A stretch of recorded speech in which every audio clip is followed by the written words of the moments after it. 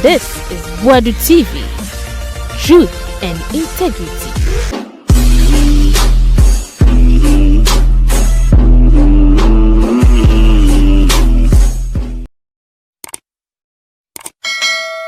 Boadu TV so niema mo nyina akwa banfa braso na wa won subscribe na like video na nya comment antum Endra Chief Justice yeyi na di we no sinchen Akwatia by election koso gidi Azorka ai papa na oti Azorka boys mo woni Chairman Buga ewo Akwatia nyansa ketwa gidi pupo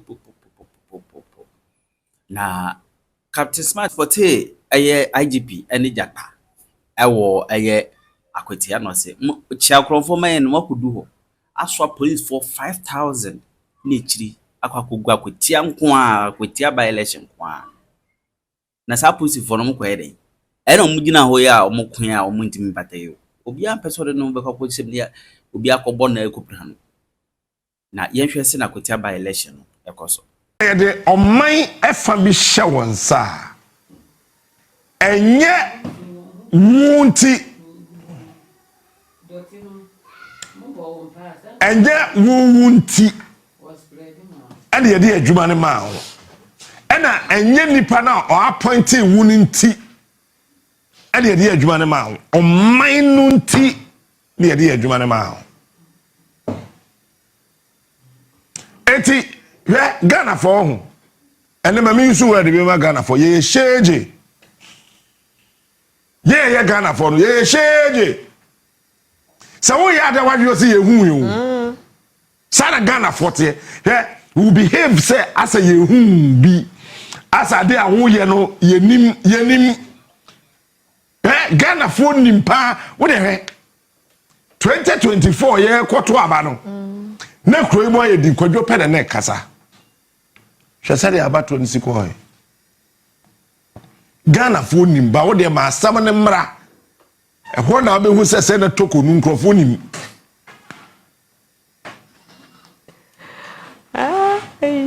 what I'm trying to say ye de adwuma mawa sir JM wa bemu odi president or appoint wa forget Ghana but we want to say what the opposition no be ye party adwuma pepepe we faili bankrofo nya hu ye we be faili wo ena wo ho fe wo ye tintin gramo wo ye akretia wo ye den even the president who appointed wo no ontumi nkan wasa enta na kana na do pese opam Torkorno muntie mi ye enta na do no pese opam producer Fernando letter ntoso number 1 obi petition president say Nanado so ompam no nti de koba ye nyina na say wo hwe time na ye de koto aba no abobọ ho dodo nti maame we wo kokana wan hwa ebia wonim de ebesie for security reasons na Nanado pese opam no woni ma me catch Nanado was petitioned to sack Torkorno bisa ku fa do so hu busa no busa asante be dietu say letter no community so no o de ma hwan ye president o de ma no bisa fe wo pare busa no they are all aware me if you hire me ti wo hu me nya ma din say me ye adwuma ma me general me ye adwuma ma me ho 1 2 me yama Ghana for asmadwema wonu enu no na bema wa hunu se sa wo fa adwuma no se eye wo de na wo yo no wayo no yi a o ma ne nsei ya won krofo a wo ma mo position a wo adwe nyina ne se ehona ode kope tefa o kope sika obedi sika meye sei na my say enu nti na me catch NDC fo no say abana ye de board tachi no Yentuntri you. Say this if what you almost a bana ya de bo techino. Sabakoto atwene a e wo jebi ho. O de ato ho fine. Ye de ahye kerosene e ma ne nom. Wo ye hwe. Wo ba take ground. Me someone say mo hu say dem tie dada anti eni kwan say me kire o say dem tie. Eti ye ma me no okọ. Enema isi mami we aye no Charlotte say so we chem 1 million wanye 1 isi mami oto sesi e enema wayo no so we chem 1 million a Charlotte o say wanye 1 yey but then see ye edu ba bi kura no Charlotte say atade o shempo keke enti ye de pabo no we had no catch him say easy indecent dressing obi yere really atade o shempo keke enti yere pabo no indecent dressing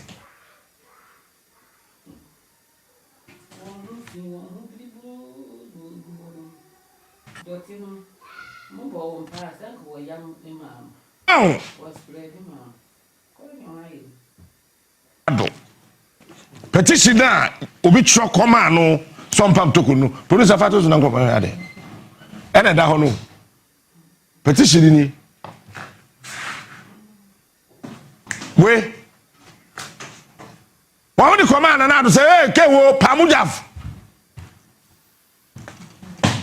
Professor Kwaku Asare ene de koy say answer na obekokura no yinadi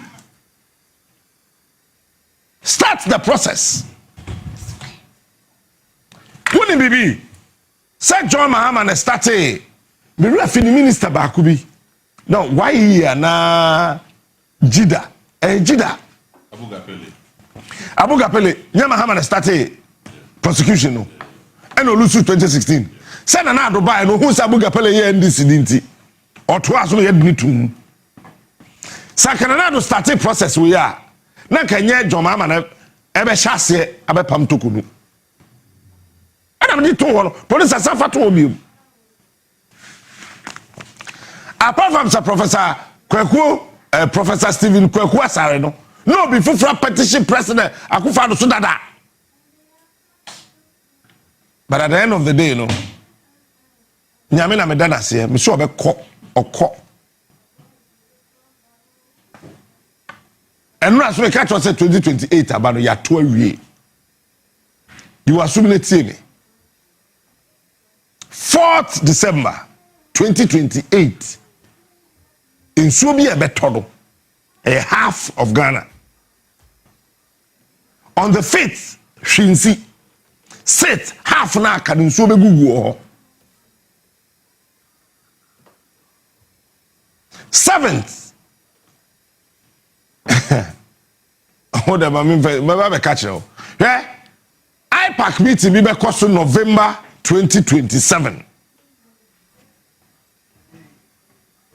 Make 2027 and say make catch you no. Akwatia by election that you find serious no. Voter turnout rate between 69% to 83%. Choto. Akwatia ba no ye to na no pay 5 AM. That way we say he see the voter turnout in the Beba. Between 69% and 83%. We will say Beba dash. Wow. Nti Akwatia ya to wi ebe green. Ti afa ntonchen. Ya to wi we are done. And only ade asese ni party ase. Say wo hwe baby a oman no e kona. Ya do baby ase yi na ya twi break. Na ye bu say ho say den na ye pe. Ghana pen security officer. Say owo hill, say owo hill. Or ye adwuma no gina ne phone so na wo koka. Na ye say nti call pa onya ye ntina boss wani abri. Security man na o te ne phone so or TikTok or Instagram or Facebook. Wa bro ye security man baby ojina no any question on the phone so e so hwe de e koso onye Ghana para police ni jina car na wo seat belt na police ni any prayer ye say entiase okurum ha but when you say wo seat belt it means you want to commit murder. If you go many your to ye JB Akwaba yeah nana meja ko beba isia. If you go drive you no pay almost seat belt. O tu fifie na wo frɛ na hani wadru dabi bo say ne seat belt dey su pe. If you go to post fire mo nche na homache mo nche abaya yi mame wo dey fane to say fane ko tran nima police station work and tobacco not to e kira na ba homache mo ntete no nam post for the channel. When you drive the sa fa ko nima police station fane to say lompacho fane track and tobacco was 2 hours. Who say about 7:30 and no eja no if you two car on more belt but so what's that came no one seat belt what it means is that you want to commit murder. Murder. Who person commit suicide. Who kun we kun wa for we all right. We kun wa for we yeah man kun wonim kai bebo wonim so amezu yey ubeja inshira anasida asida eni juju abegumi so no beja hokko ya maka to sem dikuna. You see sad ya your mind na besi ne me maka me ye Ghana man panin ne ye nya by election kakraka say biu so excuse my French anti am afacha me enko asem. Yes, I didn't hear no. Yes, be anymore. Yes, be any. Eti say if you Rollins time besin ne. Say am no ka say more than half of our ministers e wa Akwatia. Obi e kono o de sika gu bag mu ko. Yeah, aya yen kan no kura o. Sika gu bag mu. This is a Ashanti region. What to Kumasi? Ah, over there, Akwatia. Over to Uniana Soba Josie. Obifi Western region. What to talk Sumuni and a Johnny Poto all the way from Western region. Wabesi ko Akwatia, Ukwajiuni, and Akwajosi. Obifi voter region. Abesiko obi fi Northern Ghana abesiko Akwatia ye kwaje den by election This is Akwatia. O me ministers anada o mta bobo yam we o kwai den Adam pinano we wo kwai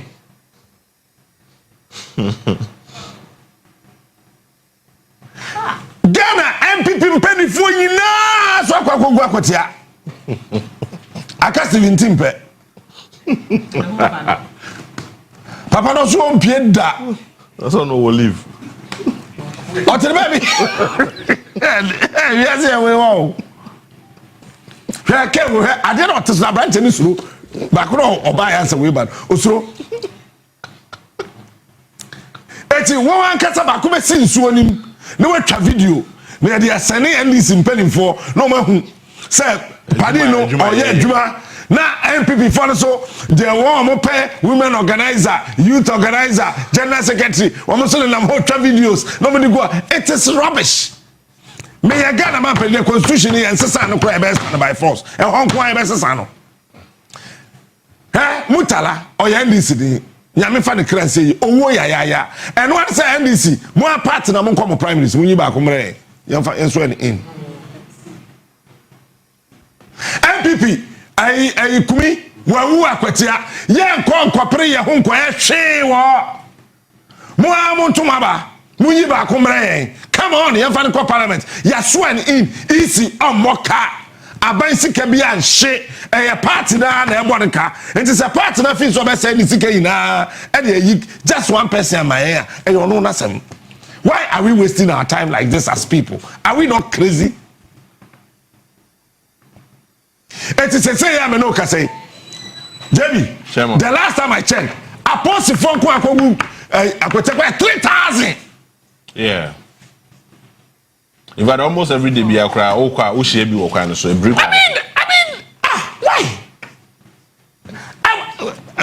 IGP them muno on na mo one constituency. Say the remember you say IGP or yeah adwuma. Enya Japan na nam hoyi. Yeah. Chi akronfo ma yen. Wo kwa buy election. Chi akronfo wa chi kakra. Debi o Japan chi akronfo wo kwa buy election. No, you see, you do baby.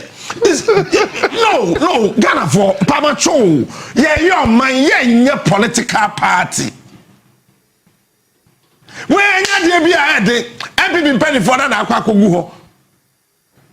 Ebi amuya one can cry. Candidates in the 10. Part that can serve to a movie. No, maybe back one my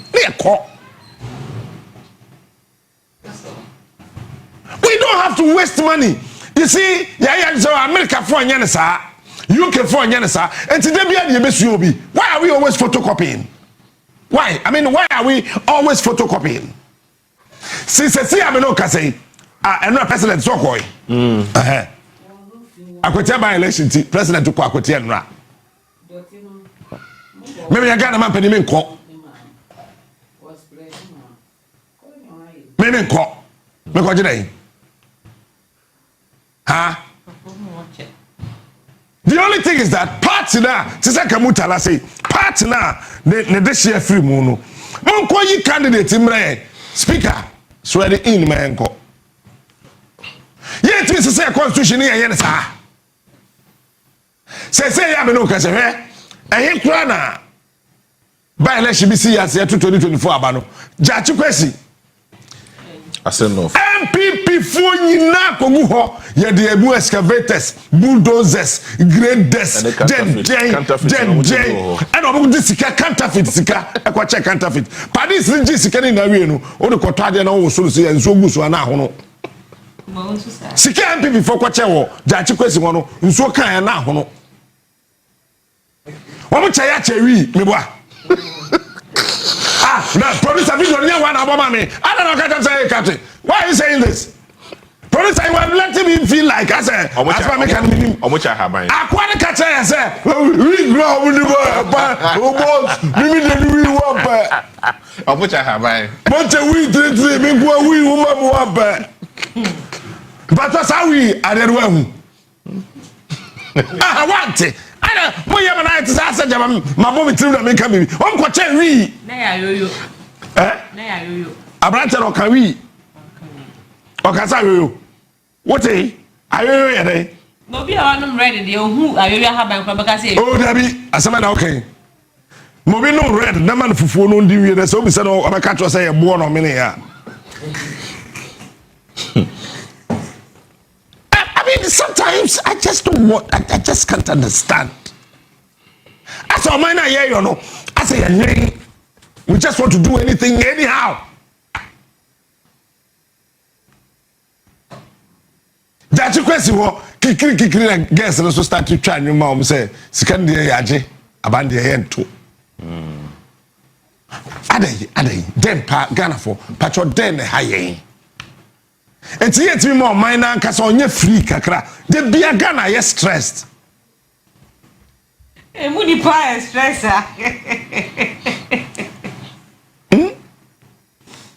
Enti pamacho. Akwatia ba ne ya to ewe. Me yen ne ya to abai say 7 boy I started to baby.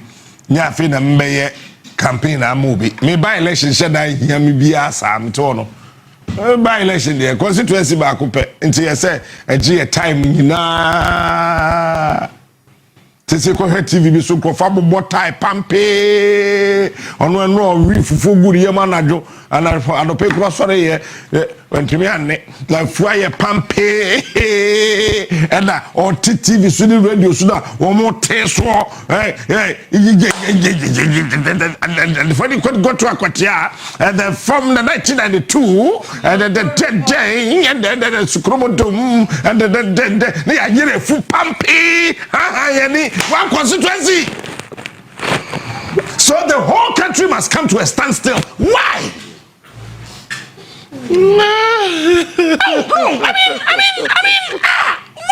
Why? The whole country must come to a standstill. Say, we make ministries, department, and agencies, no. And penifoni na. I say, who did this? You attack Rade? Who did you need an answer? Was Akwatia? Who did they Akwatia? Who quiet then? Who did they walk? Who if you voter region, what to car? I say, Akwatia.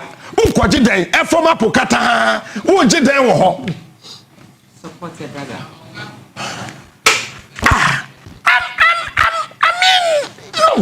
Look.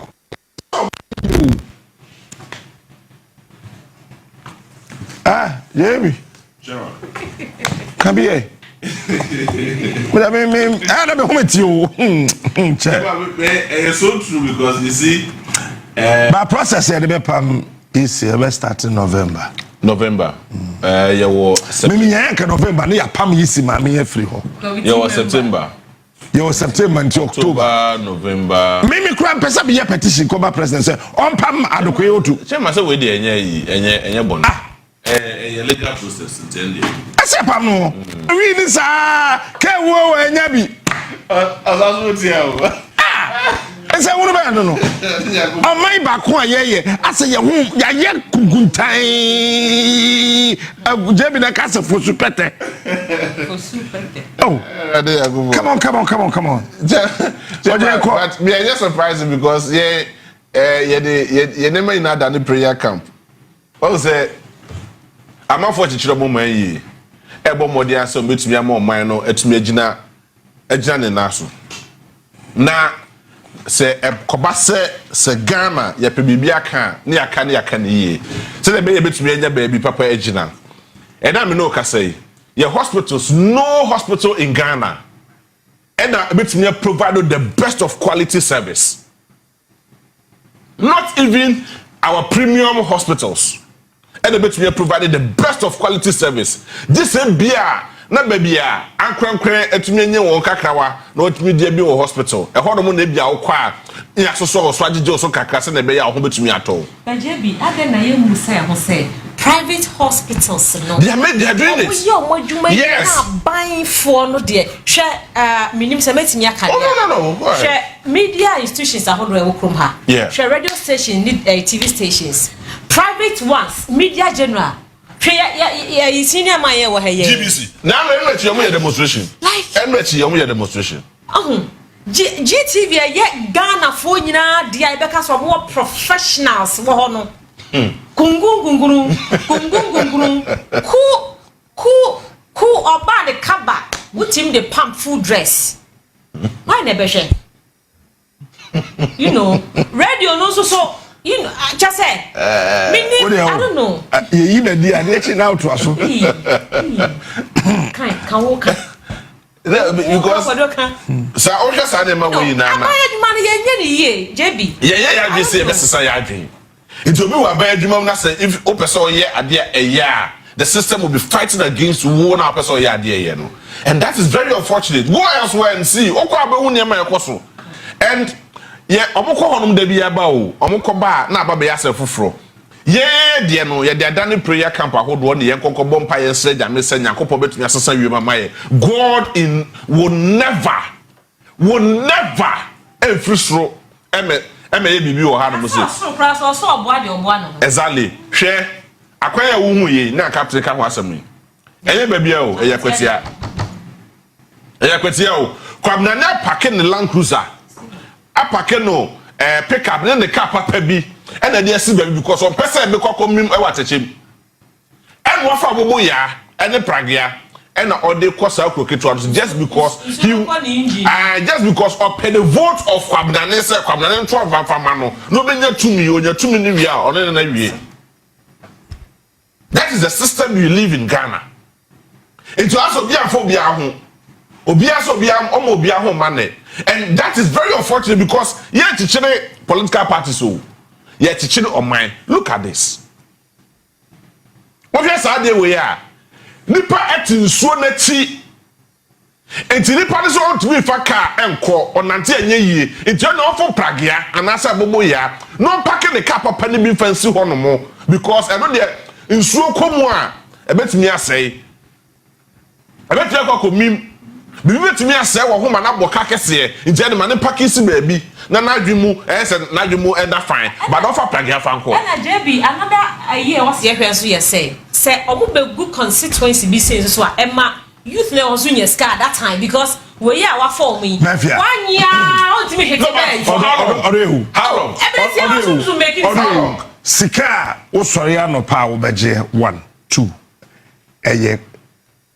there was some level of Jenjimbra but we uti Akwatia nne yema 50 Ghana odiade. What is the matter say? Manya nti say no president anko. STV le boss na koye. Wonderful. Don, I'm feeling one. Say DVL boss omkoko bie DVL office ba ko wo Asamakese. No musa bie ba ko Akwatia. Eti mafia. Ya the saska we ba and napewu. Ya tu wi a. Ya jawo.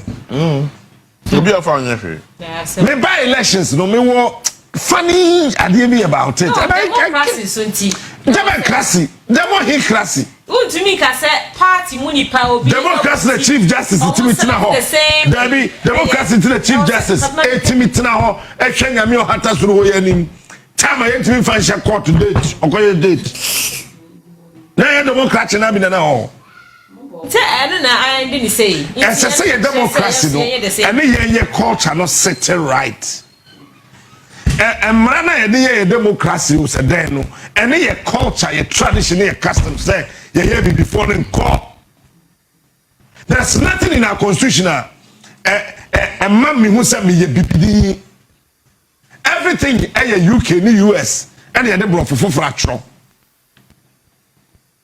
because o go hwe be we ti say so a by election wo hodman che bia bibia ni ho no asesan wo ho emabunu no they are so struggling with adwuma mo person boye amo akwa enye papa okokumawu a the same thing bibia sheda asesan wo ho no mo oko asen no fa is the same old story na dey be kan no say o ye ha no mo de ye ha de Akwatia bibia ni ho no be sesa so mo person mo ye kra na sapit be for that period of time no my year na independent me afa so acha na watch me na so tutu and just 2 year it will come back to the same old story.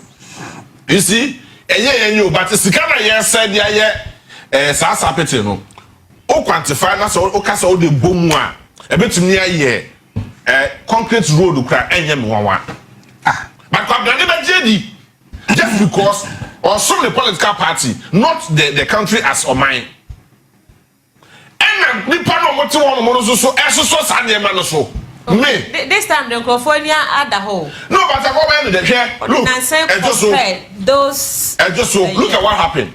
The independent candidates any a friend is saying the NPP candidates say your political and yes they are abandoned the government in power that time a friend said Adobe they could be winning hands down.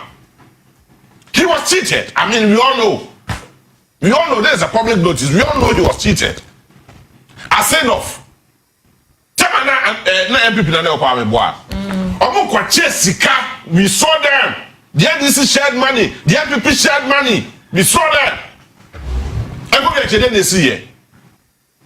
The NDC won. Yes, and if Chelsea no the NDC won because the man himself, Nipana, Yachikwesi Nakasa, I will good world, I will hold him. You see, some of these things, you see at Chichiro Maya, we don't need to be paying attention to Sanya marketing, kitty way, and but I believe, sir, Senakenya president will be taking hardcore decisions. Say me, Sadia will kiane king. To say another guy say that's a cathedral and quite be as you see. And quite be as you see. So I got to see here. I was going to respect Nanado more than 100%. Because you see, on this decision, Obe says one more, Obe wage a honor continue about benefiting. Maybe some years to come, and now a children been young for so. At the time I not come to come and do the Tababuto way. Now come Ghana. Me what? Say from for year. I confront him at Timberley. It was one of the reasons why I'm going to Pemkroma. Now I'm saying okay. Come on, you people let them enjoy. That's it. Such a kind of population, yes, yes, sir. But then, over 60 years on, we are still benefiting from motorway to motorway. Emma Obi be a ben one more to near yes, sir. Type of road to be what kind of her. You watch your mountains. You will one mountains. You will one. You will never be brave. Yes, you person fast room po bakupo simple. We are only concentrating on how to win the next elections. Now, I have said, and I always say, now NPP will chance of winning this very by elections. But NPP for some no more didn't see. They are going to lose big time. The one can send a cost of defeat. In America, they are going to lose big time because Baumia for the call for the next young person say, yeah, the Solomon, Eba power. Now, can you go for the call? No, ABB. Yeah, the Solomon, Eba power. Now, Brother Champ also saw the call for call. Yeah, the idea mobile. So there is no sense of unity among them. There is no sense of unity among them. It was almost started, you know. Now the guy was making a lot of sense. He was making waves. It is a guy who only put in the chi. Because Baumia one way now, at the channel Brother Champ, Boba 3 and now can Japan. Aboba 4 now I do 2 o'clock. By 6 o'clock now engineer come the Japan so and I'm on more. So be also call. It will be a person also starting the home with the particular victory guy the Benya Solomon Benya. But go down and see. And then my course was say honorable. The former MP now were free with the Crane say did a very fantastic job. Even though that has something that's what court. But Oko question mu ye pa nanka that very particular seat no on that particular day on any day nanka for the NPP for now. But because of almost look at the disunity among them. Now Obamu the NDC for the even though Amu Kran as he said they are government in power. Who becomes the next president because president announces on Kubi. But I said look at the political affiliation, the interest and their tune chain.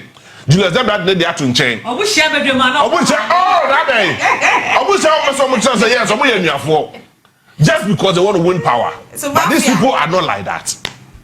I don't even know. Meaning the NDC for I've got them to know how to almost say they are wasting resources over there. As it can. Yes. And it's almost resources because such resources that come to me they are because they are the government in power. Some person sit na come. Oh. That sit no nya de kan one. Enkosi hwe. When nya fan kan one, enkosi hwe because they form to test majority in parliament already. Beba bro. And now who knows say their next elections. They said the last time Mikojo kind say seat bi o hodmo in Ashanti region, bono hodmo ba bi ni other things no. Bibi nti na seat ni kodi NDC for nsam. It is possible, say, your next election, Sassity now may go back to the Omwana your money. Hana one, you don't want to prank on us, Okoluswara and the Inti politician. We all know, say, Akwatia is a swing seat. A swing seat. And this is where the people dear. But you see, at this point in time, no, yeah, you will know whoever. Obi Akwakotra baby, Akwakotra Samson baby, who say we this in the way people need. You know why? Because before the message to Jumako. Oh, I don't think so. Oh, every message to Jumako.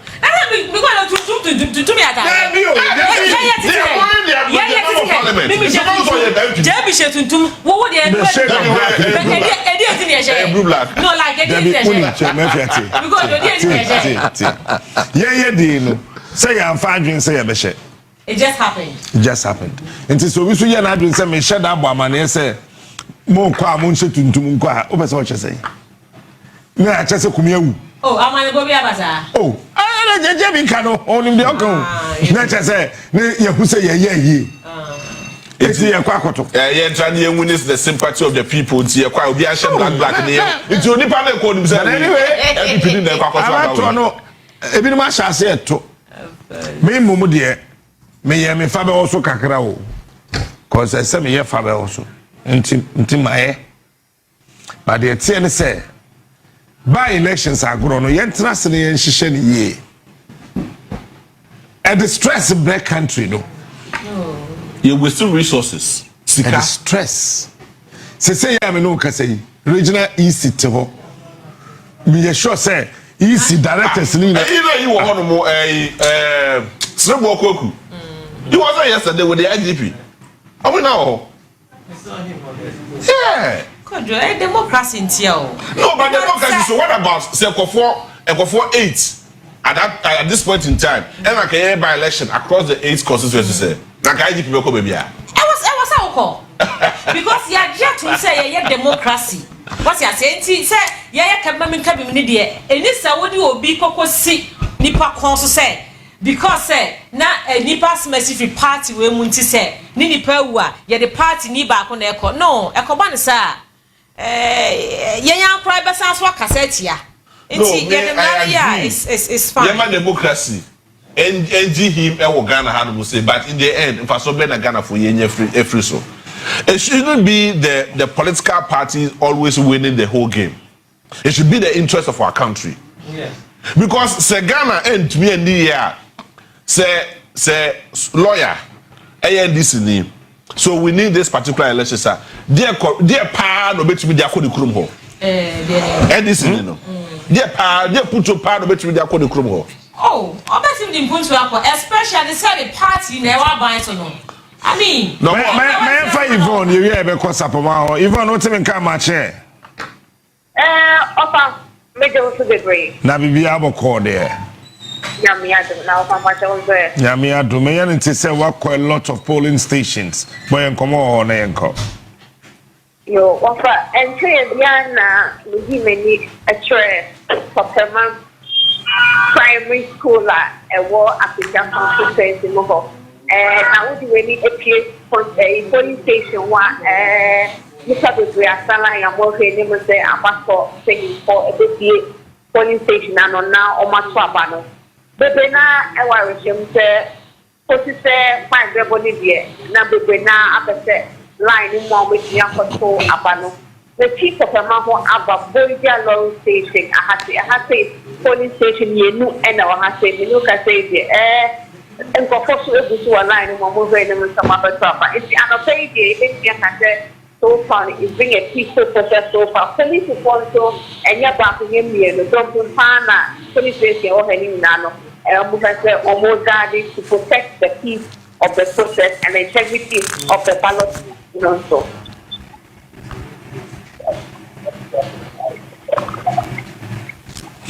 I'm sending a line, no. I be oho. Hello, Yvonne. Hello, Mama. Aha. Eti areas now quite in and almost started to abano. Me no ka say the attack yan for to abano. Wosha ahokeka nkofo de koto abano to say oho. Opa se share lion for asa ewo Torkorno primary salvation school anybody amabejina has to be and next say ahokeka at the cost of instance it is just about 7:45 now so come for asa lion almost when me say 1:12 and next say city time me no ka say for 5 p.m. maybe now out of the 52,000 here na nya jujonim de na almost me I got several of the 119 police stations now to Omaba. All right then. Morning dear BBS here now boy amane. Wadaroma. Da save on out in cafe Akwatia no. Tianeno. stations are Ghana Haida, Akwatia. When there are so many interesting and important issues, I can't beat me. I mean, yes, one constituency pay. One constituency to not change the dynamics of our politics. I mean, yes, sir. Not already. Yes, sir. How many MPs and more NDC for parliament? How many MPs and NPP for parliament? Akwatia Bebeka who so much free move. SSBBA. Now you say MPs no more parliament no more NDC for no. How many developments in Akomokro? It's too early to ask. Oh no, because it's too early. Say Afibia in governance bosome e watch. It is say etwa bosome watch wie. Ye kai somewhere around 2012 or 2013. Tema was it 20 no, was it 20 after say Mahama wuni wie ya obodo ne court no. Yeah, because you say omo wasting the time for 8 good months or almost 1 year and committing the ABB. It's the same reflection here. Sakasa no ene still relevant. It is say you can mamu sema. One day po account one day relevant. Say ni part so to aba mawo so to aba fa mawo. Ni part is still not benefited from exactly the nyama is so to be benefited from. It is say ni part here akwan sa kwatia for here akwan. The person shouldn't come from you the NDC before to be akwan the amano. Because I been bia Obasubiano and the responsibility to say so provide portable and easy access of roads and the man they call for. It's there say me political party. Say yeah na kokas answer we say even though you didn't vote for me na can say me ba no say can about one naka nya ha na me ba ya na ka sa asem naka it shouldn't even happen in our political space. You see, so the politics of free political party po ansana. We know in Ashanti region, it is not the seat of the NDC. But the Ashanti region, NDC is a NPP. But that is not my concern. I know, right? What I say? The Ashanti region, the entire Ashanti region, NDC for one 5 seats per out of the 47 constituencies. But Ashanti region is here. NPP as compared to the NDC. But ask why? Because I want the entire farmer and the NDC. So the person shouldn't belong to your political party and sign a woman a crime. I saw a man school at night. I saw a man who super mananum. I saw why the papa the man say or those man because that person is a Ghanaian. The moment you have been voted into power as the president of the Republic of Ghana, the father of all, Udo be anywhere you detach yourself from any political stance. Now, if you want to be a more minor judging in about than somebody political party, there be JB. Of course, who numbers are here? See, but the numbers will not contribute to anything. JB, when him say politicians nankasa, yafa Akwatia NDC Boadu, right? Yes. Yafa example. Say all kasa. And Ramiti said News 360 no ne Mauna Edin Komo. And Omunina Jane said on no party and a wa bemu. That is a fact. On no party and a wa bemu. And you are known as a parliament or bet to me at the Mpunto Aba constituency no. And Yamana Baba ye normal ewo krom hat said ye okay. And this say ke banasa some minimum ye no ya hakodi santence so ato aba de. E was say de e was say ye hia ensuo ya kwan ayaresabia schools apomodeni ho nkoreba no. Eni sanke ye lucky. But young politicians, young leaders no e de ahyasia from the scratch say will be binia ban mu a Ubre and Sana, why they would impunto Abba.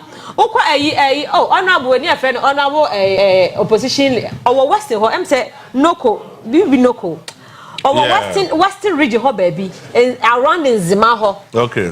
You call you festival from the Kundum Festival. Obia Nubia, Minia Bemu, into Yamaya to the honorable opposition. What's your say?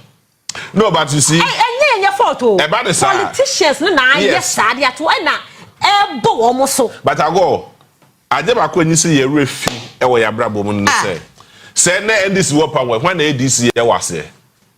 MPs are not agents of development. But they preach to us, say, what to Obama me and me call parliamenter, Mema Munsio, Mema Wakai. I am true. Same way ya can't you him say just last year election, I mean say yen tisans but still you politicians or Montino, me the weather bram nobody, meanwhile, unim say, ya mamrano, and you never saw your pine. And you now saw O'Brien light. Koko shambra na mrane nye adwuma ba ye de ahye yetimu se okwa obemu abenya ayi security adwuma ye tise bia police military whatever mebre wunsuo mebre wei enti mo aka na se beje ase e ba beje ade ti say yetumi asoman ye ya je say the security system e mo divide me no ye NDC political ye NDC security men ne NPP security men na oko other institutions are state institutions ye NDC for ho ne NPP for ho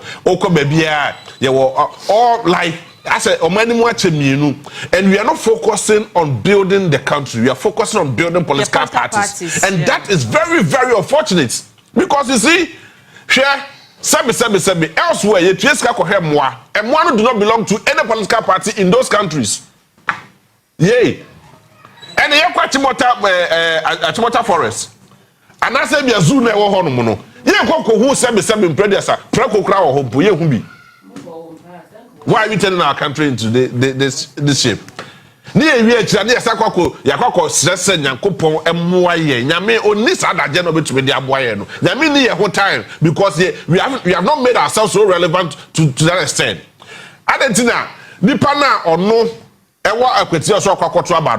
The they say, oh, gather all the state machinery, say, oh, they call on Wako who buys on to about a mount. Now, who do you want to know or not? Who do you want to know? Who do you know they saw ye? I didn't say do about to Akwadia, and the would make a call say, so one man at the end near at the side time, no, only D. It means to say, Omo Barbro. Omo bought the ordinary Ghanaian, Omo born abroad because on Nimpa say, and ya about to a member of Hormone Yeshe. I about what the member of Hormone Yeshe, Mamma Chuska.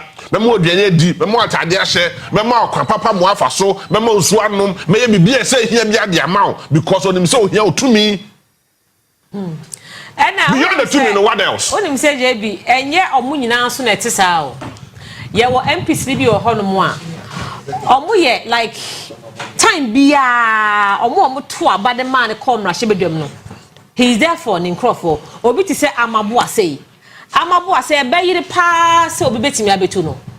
One ne nkrofo like why no why grassroots member. I want to say yeah to me kono ho. E Joseph for no wi.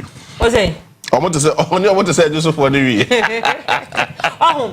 Ena ayi mami owo adan ye friend sempo comfort do you. Ono so one ne nkrofo no like ukọ hatim say mami no so betena so ache. Ye wo bi wo ho no mo ye correct. Now look at this. It's not so embarrassing. Baby ye to aba no. Say ye to aba. Baby ye jira ye to aba no na police ni jina hono mo ogide. One day you will vote for me and my family. Come on, it's so madness. Yeah. Yes, I'm being him. Yeah, Ojina when okay. Ojina one ogide. Yes, I'm being him. Yes, I'm being him. Yes, I'm being him. Ballot, you know. Someone dey nipa ba ko pa na ko ho. Oni Chama yes be animo. Okay. Dey ti say nipa na to sanction kwa koto aba. Na police ni gina ho. O ko je den. Police want to be. Send a video no obi try anything. Pete nyo ma me akoko. Constituency omo anete ho no omo no mu nim nyo pe. No, sabi omo kra na e wasa uma space kakra. I don't see the say adibina sign ho no to be gina kire na ho na one monitor from afar. To me, okay, what is that way? Papa, any more before. Azumi say the whole country na kaye to abide na. Like Kenya one police. This video don't almost start here. David, I almost start election now. In terms of monitor, I've not the box.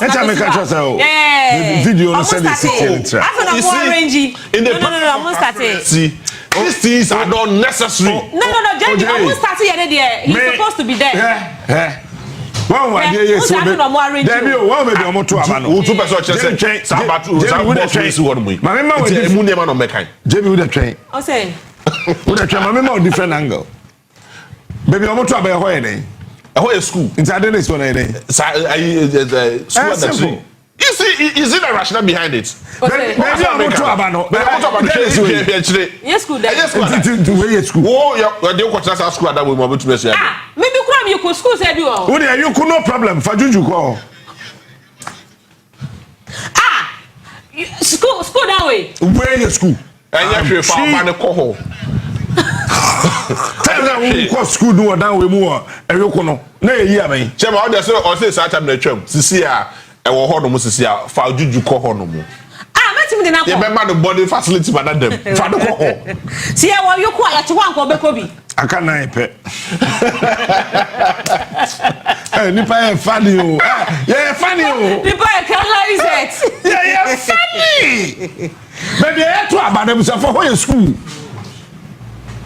Na eno no kra no wo so won hu modin siesie o ye to aba dia wotumi afa post ni o megina ho no mo sa abato no ho ban na school na esi wo no nya papa o ma ba ho ban na ha be ba ho ban aba amu ye security way nti o ko na so mo ye and Ghana police service for match fa Akwatia Mountain so na me hwa de na bisa ko se the way o mo si ayere no, they shall cry on them to the crew now. Why wouldn't we to walk around ferry? Yeah, boy, tractor. Me say for this weekend, Casa home because so on them sapan so from Achimota baby. Police, so we just now be. Yeah. Allah, the police for no money hobby. I'm now conquering. Yes, I'm more called Akwatia no hotels for mania classrooms and no more than that. One must say Ghana Posika. When IGP did catch us,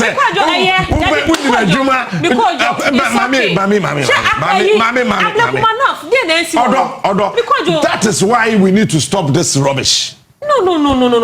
Your constitution, the constitution is not a fetish. Constitution and your shrine.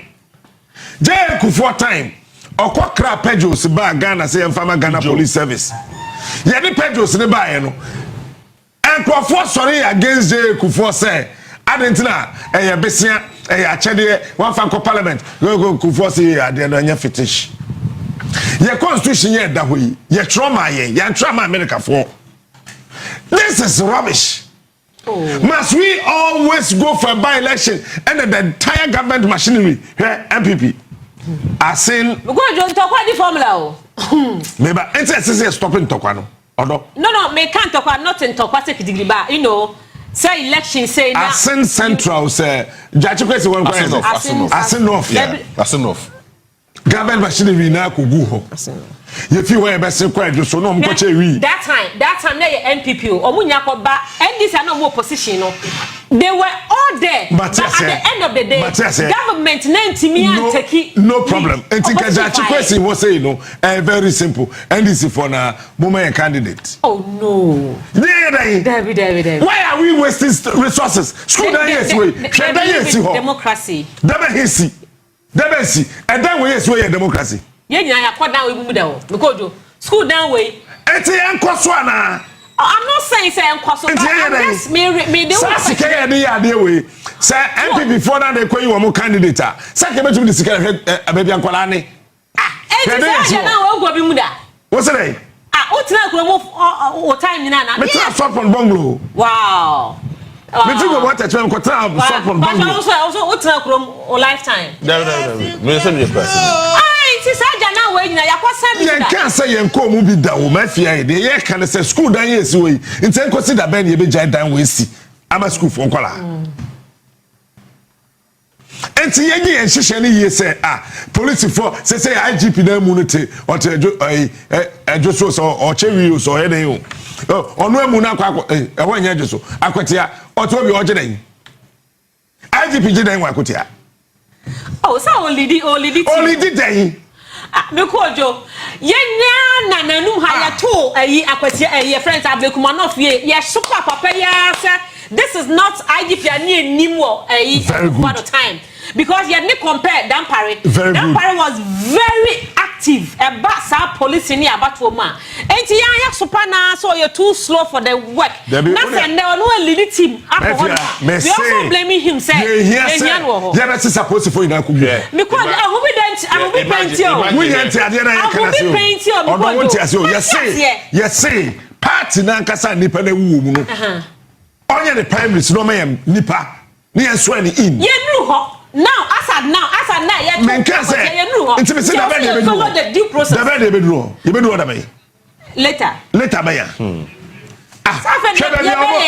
kasa what Akwatia wo kwoto aba hwebe police station so school dey esi wachi hwe school dey esi wachi ya kwa kwoto a ye waste time post for you now obi akokwa akoguo say am no kasa what is happening in Accra what is happening in Kumasi MMDC is na akogu ho one quite the market who fi voter region abese kwa Akwatia wo ji wuni ana wo je wo se ade so ntumi abenso a wo ntumi na akwakotam oman ni sika se wo de kwakoto petrol de agu kan mu na kukufa na wo de akọ the risk involved in traveling from voter region to Akwatia na no social media president so ko ho no I mean yeah trust of minor some of these things okay people will not understand people don't understand and police force are all over Akwatia almost searching for the question is how long and of the course are searching for Akwatia just because you have a tour back the person yi obi oye candidature obetumi lead Akwatia people in our parliament nti ene de you have police machinery ni na fa nko no searching for say the pakọ no offer bibi boni bi efa hye no ho efa Akwatia can you imagine this na small boy wait oh yes small boy yes small boy yes small boy yes small boy oh is official c'est party agent to say what producer video we shase what the share video yes video this particular video yeah share oh yeah kola when was salvation am school nesi woro school dan beba be who say the school dan te where is school because yo ya ne etia ya ya bank na yo it shouldn't be so I'm not saying say producer post this video for me hold on producer post video no pause it ade ye tare akire hoyi ade ye tare hoyi we ye school dan ade ye tare hoyi we ye school dan ade we ye school dan because you proper one and for now the omuwani you are not getting it Mafia, you are not getting the discussion. What we are saying is say fan say now our boy or move intimate move me send them say am me say intimate move me okay who confirm boy no move who pay do be and I me so buy am move me ne be jai enti ade yes wenti enko I want hot SARS because see so no Ghana penalty say aya mo ani mmere na yen nyina no ye see so no na ye ne entongom enti no nkakrakra ba ya because jo me point I me making it say they all come Matthias yo but ye kasa set ye sa akwanya no omunyaaye enti omunyaaye enti schools be say sabio ye nwinu na nkola ntena fie kema me kasa me ntro ne I mean, you have to manage it for the right time. For demonstration, say mama go school bi ma. School na bind the big kwa kwati. Now baby mo ha na beto demonstration. Mo say obi anti, obi beti. Onu ya be kwa kofa ba. Sa police station kitikiti we police for say 1 2 3 4 5 be sure say mi sugu ba bi kan ho. But say Ghana police for yina akogwa Akwatia. Meanwhile, Akufa no sisa Ghana police for ina kogu ejo so. Eti say we na jachi kwesi kwakura de. As enough. Say that pare ko afa that pare ko na o screening, health screening. Nso onwo opane da. So mo doctor for nurses. Ja dey. Quite free a year friend say. A free sawum bypass na de ko akokoduru Akwatia. E kwan ne kwanye papa. Ura Akwatia township ni mu a ekwan nye papa. Yes, governance a process. Also obey no problem. Yahoo presidents of other constituencies that are by elections for Honomoa.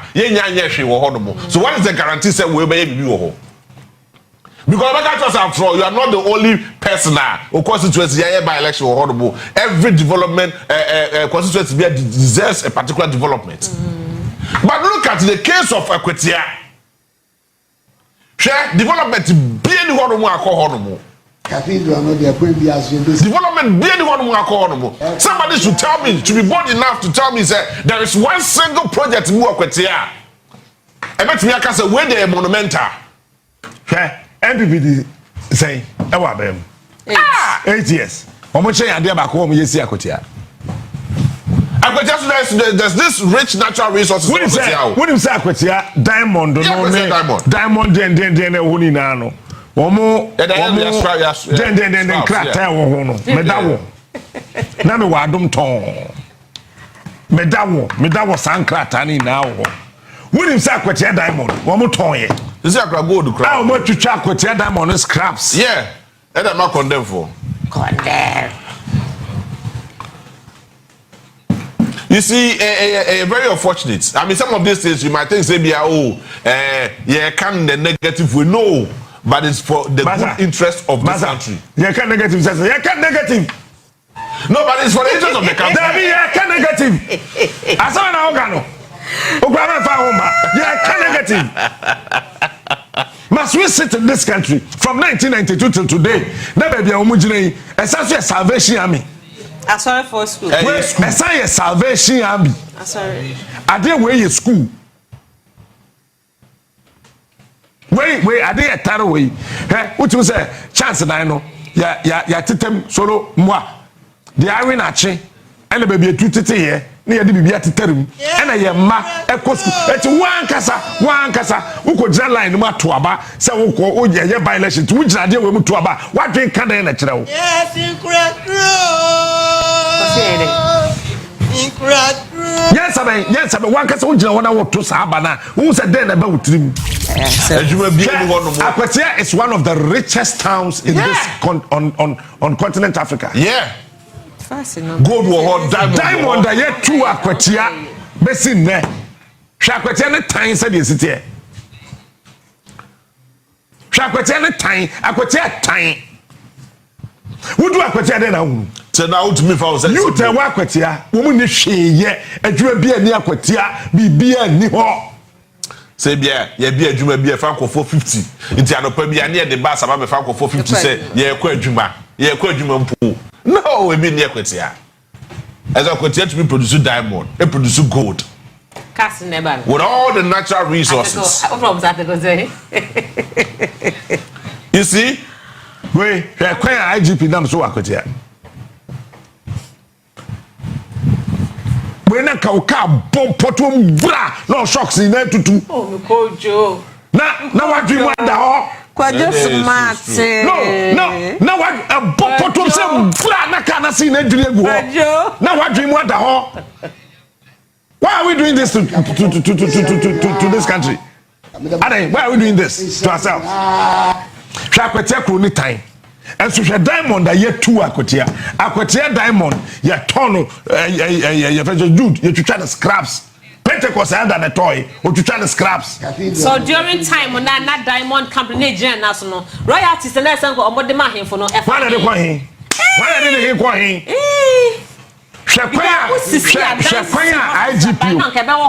IGP. Ghana the DBB Agro. Inspector General of Police. Shakwaya no namso. It's a district commander. It's me supervising elections way. Regional commander. It's me supervising elections way. What are we talking about? Oh, where the regional commander? District commander. Divisional commander to supervising elections. Debbie, Mafia, Tobore TV. Oh, me call Joe. Say I Tifia hey. Bobo managers will be one in office. Call Mr. Shando. General manager Unia Group. Boss Nick. General manager TV. A4 manager radio. Antwa. Eko koso ewo miamia hodo kete bibia me no ka say yɛse NPP fo binom akwakote lawyer a ɔyɛ NDC ni no akwakote ne poster ama yɛkyerɛ mu yɛse afenyo mark and body gas fo bi na akwakoyɛ saa de no emede ntɔkwa na menteme ho ase aba ema post fo achimranti binom amantam wo ne ade kyese ɛho se mebre na no asem no okay you go to explain tire ni na ya kwati abato no but me no ka say na ama Jako ewo fiado mo se Jako de asem kra de Jako ewo fiado mo se ya de ba bedi enkomo na no so amaye her perspective so bibi aboko there Yamiadum JB. All right. Yamiadum. So far series of pockets of issues so not all of the centers or not all 119 police stations but baby Miami Ahudo Bebre and there's a heavy police presence honomo but it looks like to see it's becoming a do or die affair Akwatia Edia pa na womu MSC Akwatia do or die affair JB the woman nyina say seat ni obia dia obia betimi awini seat aha swing seat there say yakoba election some of these things no is bound to happen enti anya de ye wanwa and then Ghana na ye nyina ye nimu no ye general election eto nchen a ade a Ghana for NPP New Patriotic Party National Democratic Congress ade a wo mani kira ne by election eno de Ghana had there obia witness we experience say edu by election kwa dia any anan NPP for any anan sorry NDC for any anan sorry and then this is the case ya kasa constituency Akwatia ehon no no de yenum say NPP ebetimi akasa ha ebetimi awini NDC betimi akasa ha ebetimi awini eno ana meka ba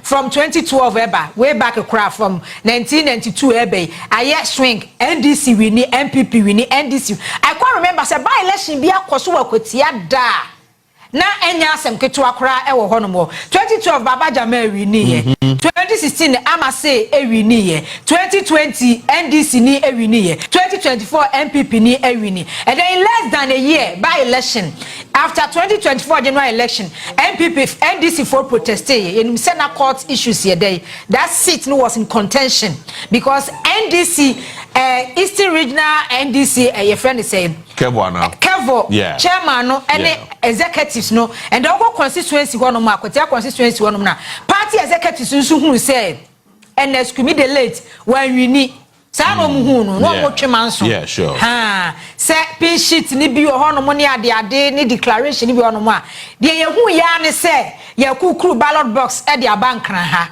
police depot for the first time me hu bi da say ya to abawie ya to Akwatia de aba declare ha region bi ne ye kukuru ya fa nko Eastern region kura no police regional police headquarters and I say be a constituency one money and fan ko be bia na e de aba Accra police depot say one money e ba be declaration and e de men eskumi our parliament I am hihia kwa na no de tete one mo the last time we do at parliament here say yenchi no because contempt say bibia na see here see yenchi no mo an wo sorry here and ache say opie here so back and forth na man so da so NDC for say seat no NPP and you know person mo chinchim wo mo side edge e di free wo mo ensem so in less than a year ya kwa election ni die seat ya metimi ya wini seat ya obetimi ya wini ni die enya dia obi abetena ho no mo amache say ya run kawade afọ na beti ena say si akwa no je bi wo kan NDC ohia parliament ya more than 2 terms yeah say we be kan we enya mafiri mo nye de entosini ena NPP so enya we say na e ba be ka ho eyo mo de adada de ba enya we na e ba be ka ho emo mo nya more than 1 term musu akọ wo mani tuwo aha awo musu akọ wo mani but ade nyina ne se obi apese oso na hoden ye dey ehwe yes said enu anaje bi ni ye kan no NDC less than a year 8 months ni no and they say 9 months but say kobase ye wo yes in the 9th month but kobase NDC elusu abawe ya it's going to be a heavy blow to them because it ebeche say aban no enye popular. That is one. And I say a kind. Yes. And Ekobasa said the NPP susu elusu saba we ya. Ebega say oh okay say sa na kwakoba dia and the party no ejija. Atetia pass up to send your for can set to see the penny be any more bet me actually kind they say this is the way to go MPP party then because mind you say Babaye MPP for Babaye presidential primaries Ababe elected and son of Marco down to the constituency executives of Boko Yomono. It's your Becca said for the mass day. What I say, or master take free from the day cost or master take free so moment and the buffer. That's a penibia then Mubia. So a contest between two political parties and ideas. One send this Lucy Saba with Siana, bet you say 8 months prepare mobile Bamuna and say I buy no Lucy control. It's your purpose of budget. But that aspect, that side na kamene unya. Really? Okay. Because MPP ni netiso and a will lose. But that was court. Yes, our court. And then JB unu musu se Ghana has said say kwa election by election say nipa no yeah. Member of Parliament na se wo ya na edu baby a party na no represent no enya that sympathy no from their constituents. Yeah, beside make an what you say. Yeah, na sa sympathy ni yedey. E wo ho no mo. Eti nkrofo hwe ho say oh, MPP for MPP ni na wi ni ye. And I such a young guy, energetic young guy, vibrant young guy. Obi nim de si ya na dwede so mu ya de bo ni patebra ye de call hospital. Okoje mu e de to ho no mo. Eti ya na constituency no, wo mo hwe aso mo ye considerate kakra. But the BC were just so. I mean, John Kuma was poisoned. Well, about John Kuma was poisoned. I mean, he was poisoned. Yes, opening secrets. But John Kuma, the no AC, NDC has shut down representing just so. A contest between the immediate member of parliament, Ofru Honoma John Kuma Baye, that is a Dumi, and our call as Cotton Crow, and the NPP party, which we saw. The level of say intimidation or any my course war honomoa could be a people winning that very particular about one. It gives you another signal. Your friend said John Kuma circumstances and run a count circumstances. Circumstances your poison on NPP NDC for a yare ho. Say Tamale Central NPP for say circumstances and I'm sure Butala FM which is quality. I'm the circumstances I just so your poison John Kuma. Emma Brantia Pafa kama. Sabe what it pansa me answer na walk on a crate as a circumstance in NDC for one day. And how and then NDC for so crown him say sit in one bed or mube loose. Send your work JB even though say NPP yes NDC yes sit now almost fine yashi and NPP so no and shada and ya but ocean a course on an ablekuma not. By election, just make one by election. 19 polling stations. Yeah. Ya kwa to aba city MPP atina so a ya kwa election bia omuti di best 20,000, 15,000, 18,000. Every NDC mo. Na just say NPP atitia pansam to that extent. Say no ma kwa election elusua. So hard dream eti MPP for some do am last nyina gusu na say city we there. At all cost so am je. I was something do last in Neguso because Ablekuma North and then Ababedi NDC for one semono. Actually say MPP and Kasano. And you must say, MJB say NPP as political party, if they are serious, at this time, and yet the Obabe leading party presidential candidate was saying here. I was saying national executives in Nadano. One Pia woman in the Gunchain. National executives, yeah, moka presidential candidate who and in the core election, Edian Guasie say, party a parliament 137 seats. Etimia drop it below 90 seats. Etimia drop it to 90 below 90 seats. Mugu wana mo yede saba be presidential candidate. Omuni wa mu presidential candidate no a wo call 2024 no. E wo san ko mu nyina nke ye pia wo magu nchen. Ekoyi leadership fufro emo be manage the affairs of the new patriotic party because enkrofo na omama party ni ahwe ase party no animagu ase party na tete apans. These are the same crop of leadership almost a lead party no sankrofo we ya na esanso lead party no na JB obi asebi o kafra che wono antete ne manum ya ne manum ase no wo do ba be kwa komane so ontete obama wo wo fa ban komane so ontete obama wo so ho ni only any good leadership qualities bia e was all man that opportunity no So enti said no ani ye ka Dr. Bawumia akogina ho no mo say NNS kumi NDC fo na ye na fanye fankusi anom ene wo senka James president NPP for a compensating the pa because trauma omode na FM wo Ghana ha say no ye ka se nipa be kwa election afa trauma mu ajojo atete physically spiritually bi biemu no na che Jechi kwesi no utumi say papa no wasori ni dua so now we are ye jojo now we call court we be call parliament kwa de be chia we nim de akwa to parliament one mo we be call court go to a point here na NPP for person mu jeli man no mo person mu jeli Jechi kwesi enti trauma we nyina ono kura no wanwu e whole country ye wa Ghana ha say election 2012 ye January election o man fa nko court ana na president Mahama so sa trauma no wan fa mu anwu e ho best a year obi ana ho de kura no now, so let's look at that. Name so quick. Akwatia. Most of the COPs, that is Commissioner of Police, including the IGP, Akwatia CCR. Now, Oshe some selected places, police stations, communities within Akwatia. It looks like there are pockets of issues. This is the is it the NPP first vice chairman? They'll share, yes. You can your microphone the 200 trying as much as he can in the presence of the IGP. But so now, until for Jomeba, until for the Kayaka say, Akwatia Balashi, they will be blushing.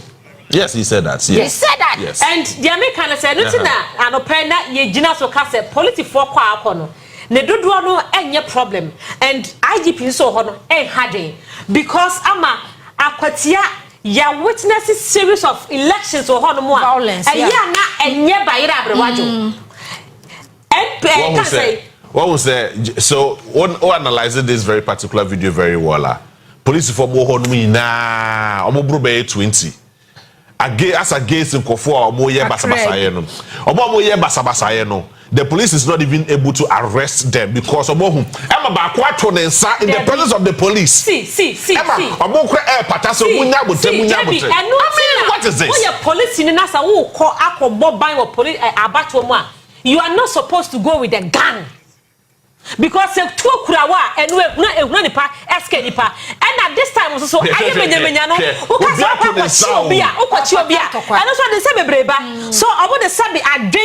as a fear nyansa ne buku nyansa na de yes adwuma we because two parties obi aye ward NDC aye ward NPP aye ward enti wo gina mfimfini no se wanye wadwuma yie amfa sabe yi kere Jakpa wa se wasinje bibia de buku nyansa ye wa apply fie nyansa but enti we ye bachi we gigi blood no egu a what will you gain enti ni nane ye maybe strategy omode aye adwuma so basa bia na nyahu hu nyasa o se achini pa o hwe obi ti say ne what to inside the ball the other opponent in the presence of the police and now also here na just retaliate na ka hwe ade na kebesi enti na police quickly on separate IGP I mean Christian Onu so first one no there ablekuma not test but we say there 19 police stations po na ye 90 where cyber elections we no police for no ma sheda ye who meeting several meetings so omone political parties exercise ahudo pe omode kwakoye it we IGP sa by election we say no second test say obeto aso ana say obeko what's the problem we have as a man say you share the next elections into police Libya because the president elects the IGP and I say yenya political police officers or political security personnel. That is the reason why Asadema we ekoso nanka afenyo mark yenko ye demonstration afenyo mark internesa mo police ni aso ema ye jad man nko nanka we in the presence of the IGP nanka wo ye hwan so wo ye party executive inti wotumi atonsa de abo bi ma police for aso mu asaka cho se ko gina nchen ete wo na akoko bo bi aso nanka da so gina wo. Oh, I don't see na anopai. You see the irony of the discussion we were making earlier. Anopai say na mene Yvonne ni kwedi nkomo bibusano. Say Ablekuma the same thing esi where there now it was between the police officer and media personnel. Yes. Emma, nenya Bobia. Oh, are they? Dabi. No. What was saying, Bobia? Debbie, Debbie.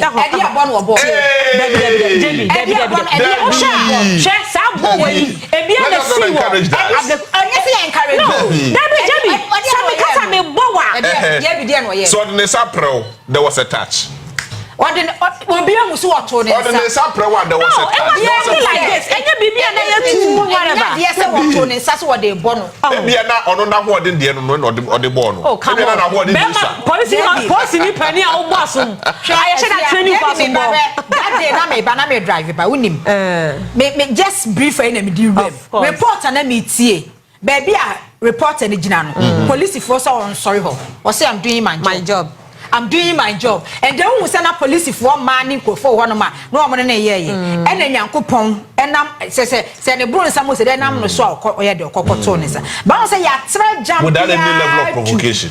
Ya try jump here to a police for no. I give you a careful. Because Kono, Debbie, and Kofoni Jina one mono a woman yenu. So woko pata cross refrain, one way now stop. You so what? Bet you cry, ya because you're interdict with and that is circumstances. And in fact, at that time, no sada no abekumano be see no o ma for break say na any who concept police for interdict officer no because Emma Uncroft Crabeka said, and no tina na no point no be agent because obi e bo na dwuma ho ban. Sabe me me di mo sama about to fian we achi me lose me job. What I have families, I have loved ones are depending on me. And this election fian we me mediation me mo mama say introduction. So I'll step back. What I say? So nya e ka ho bi. Yes, but yes. Now anya by force say but I know just if you mugina ho no mo no hwe. NPP ni NDC ni police ni wugina ho. That's obi nsa pa na bo wa boni bi. Because akore bia nyina ho. No, but you see, that is the most unfortunate aspect of it. Chief Azorka ni NPP fo ne niema na wo mo eye. Yes, afenyo market ne nkrofo supporters echo that be one office bia NDC dia na posters bobo am kudu ho na mo start so mo wa baby afenyo market be duru bia confusion e dey esi ho me hu story na hu videos no you don't have to say that too. Baby Oka se baby afenyo market be duru bia confusion here. I mean efia e ho no no okoye no poster no nya polling station per report me read e wo news portals so you can make it an alleged. Because you cannot conclude say alleged say obi aye bet ya onu timi ka kire yi Jerry say onko say ne man kokko it is not always minority leader na dia asem na wo kan say it is not always the case. Which one is not always the case? When you troublemaker with minority leader ultimate fat guy obi on the first time in parliament less than 3 months echo vet ya say onko din kwase asem no you troublemaker. But remember say investigation is still ongoing. Oh you troublemaker on the catch Jerry with this particular thing there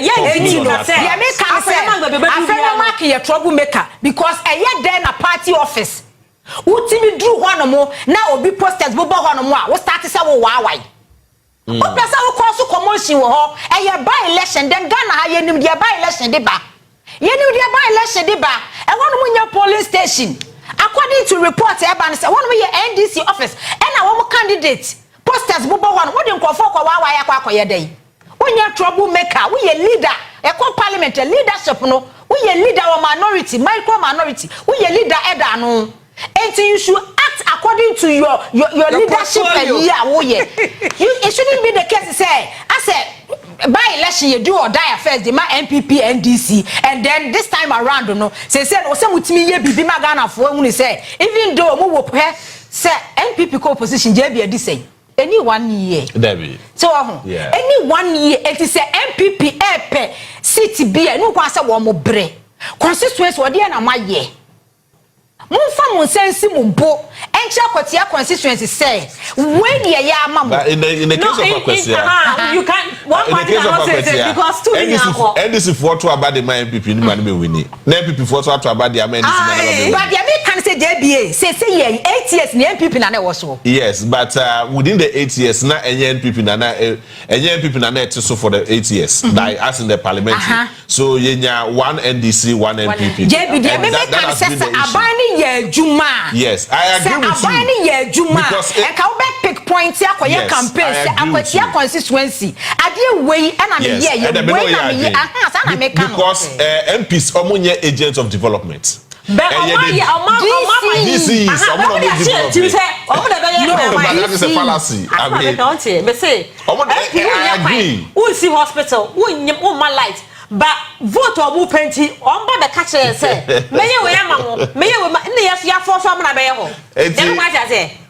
yes, so Akwatia these are some of the issues ACC were horrible, which is very unfortunate. In the presence of the police, now Kofofi say they are more Catholic than the Pope. They are crying more than the bereaved. Police but that has been the discussion. But my point is that Akwakoba is saying Ghana police here, you can't Eastern region, from their capital, Kofodia, to the last part of Eastern region, police for more 3,000 or 4,000.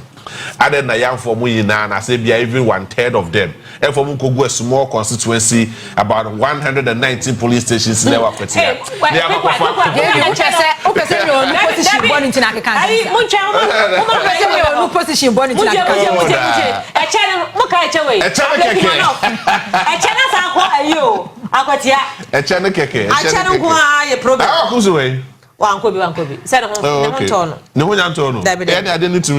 Ofio ye campaign ofio. I see.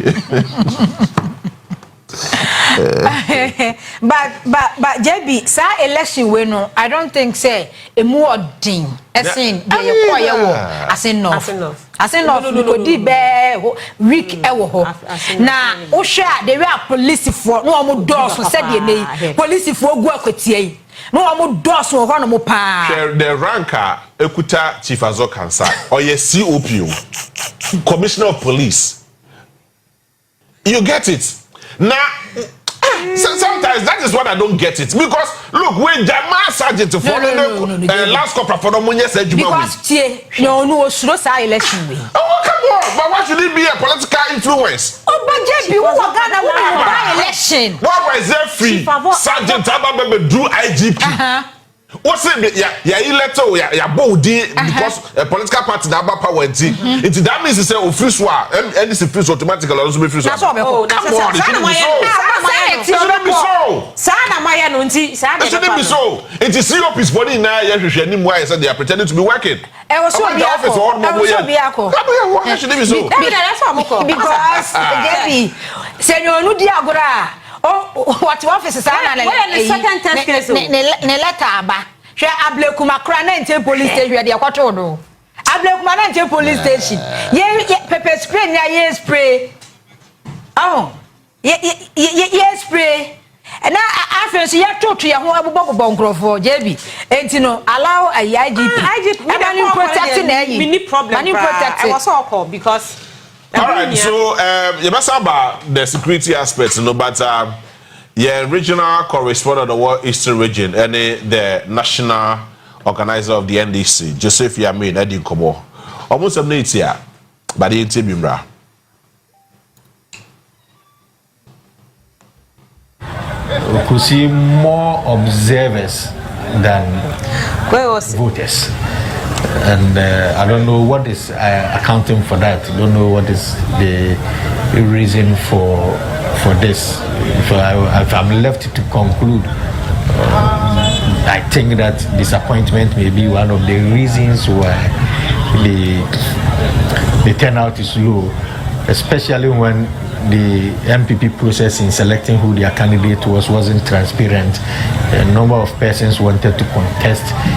They were prevented from contesting. I must say the former MP was prevented from contesting. The constituency chairman also wanted to contest. Unlike we, the NDC, giving room for other persons to want to come in and contest, where we got one out of that. That's lawyer Bidiako. The NPP didn't have that, and so probably the people who didn't see a transparent process in selecting a candidate, who also feel that the candidate they brought is not the kind of candidate that can bring in the development that Akwatia needs, might be the reason why they are not coming out. But it's early days yet. We want to see how the process will go as the time tickles in. But so far, within 1 hour and some few minutes, the turnout is not encouraging. What is worrying is the turnout. Where Reverend Joseph Yamin, the national organizer, the earlier say turnout is very low. Of course, turnout will be low because of the high level of intimidation. I don't know, but it feels like there are lots of security presence of Honoma, SK, Kofo, and some of these pocket officials. So more to call in as create free Akwatia. Omo free Akwatia. Ezo one create tension, unnecessary tension. They work Akwatia just because they want to win power. Danaba. Okay. Said another video. But Yamin Becca, then we can proceed from there. I don't see why the presence of the security should scare anybody who is in to vote. Others have come in there, walk through the system, nobody prevents them, they don't even encounter or have any form of interaction with the security personnel. They go, they vote, it doesn't take them 5 minutes, they are off the polling center. So why will those in the house attribute they are not coming out to vote because of the police presence around? Secondly, the police you see around are police without rifles. The only time you see and you are scared is when somebody is holding a gun. These are people who are just here to ensure that there's orderliness, there's a process that will give us a real winner. Not, I don't see why. Anyway, Reverend Joseph Yamin, yes, I would just say he doesn't see the reason why the presence of the police is scared for here, Chairman. Baby, before before maybe I don't know swap occupy. What they say? Because Omoko Tokwa, the Chief Azorka, NPP first, second national chairman, Omoko Tokwa. They are all not from Akwatia. But Omoko cross okay yourself or no. I'm a police for you, Mama Keke. No one will say yes, I'm also baby. I mean, it doesn't make any sense at all. But this is Akwatia elections for you, by elections for you, by 5. Not just about to abandon you. Okay, maybe another Joseph Yamin, Reverend Joseph Yamin, Ejinana or only a central in the Kasana. You could see clearly, say, a police center, or Tuaba. What is causing this? About 52,000, over 52,000 population or registered voters. Can we say even half of them to represent the majority? Yeah, first, ABI low turnout because we said every election, general election, maybe to 2 coin, both parties provided that transportation access at the man conform made the echo. But by election, maybe one more on 2 coins or Aqua maybe so that part no. But me who said police for no omodo so hormone SK omanfo into mumpie ememeto me hunu ni sa because so sha me hu report e che say Alhaji Osman Masaudu ono ye third national vice chairman of NPP yes ya bonasum now hwe the chief Azorka mu ye a so JB enka police for no so ho no manka de ne besi wo police for no ye namfofo yes police for no ho no say will protect you because NPP NDC no many chira by election wo krom ha NPP NDC and then ya kase situation no NDC we ni NPP we ni and it say police for no more big and funny amount to akwa protect process na NDC for be hardware, NPP for be hardware, but the police ni presence no e wo ho no money say all the police stations say what memuni no a wo ba be to aba no wo bo nko ban ko to wa ba wie ne kofie But in the presence of the police, who Chief Azorka and Boadu are more exchange blows near there, just in the presence of the police. Even some COPs. I am not too sure. I am not sure. So Nakayet one man has baby. I know senior officers no here. Yeah, but in their presence they are still fighting. Last corporal name we say not Chief Azorka or no better credible or Tabache the wall. You almost NPP for the 3 months on there, but Nana be a national organizer. As so Kasa whom 18 necessarily. Far so good. Our concern usually regarding security will be during the counting and then the coalition. That is where usually we have challenges. So far the security, we are okay with it. As you can see, there's a heavy deployment of police personnel here, and this is good. But usually after voting, during the counting process and then during the coalition process, that is where we've witnessed some of these unfortunate issues. That I'll just reiterate that